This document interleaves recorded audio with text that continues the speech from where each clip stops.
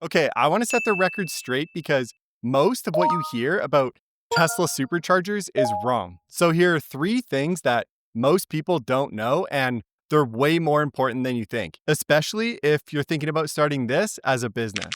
The first thing that you might not know about Tesla Superchargers is even if you don't drive a Tesla, you can still use them to charge. A couple years ago, Tesla started opening up the network to allow other cars to use their chargers, but they will need an adapter to fit the plug in their car. As of 2025, most cars can now use Tesla Superchargers, but there's still a handful that can't, and these are mainly European imports like BMW, but this is changing quickly. And just before we get to point number two, if you want to buy the course or book a one-on-one call with me, then you can do that in the links below. All right, the second thing that you might not know is if you don't drive a Tesla, it's going to cost you more to charge. Yes, other cars are now allowed to use the superchargers, but there's a catch.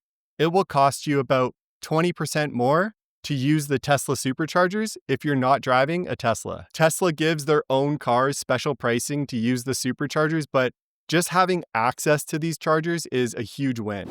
All right, the third thing is my favorite, and it's that Tesla will automatically navigate cars to the least busy superchargers. If you're driving home from work, but you need to charge first, then Tesla will automatically navigate you to the fastest supercharger. And when you get there, there's a 97% chance that the charger is going to work. This is part of the reason why Tesla's operation runs so much smoother than competitors. And remember to check out the course and book a call with me in the links below. Thanks so much for checking in, and I'll catch you on the next one. Cheers.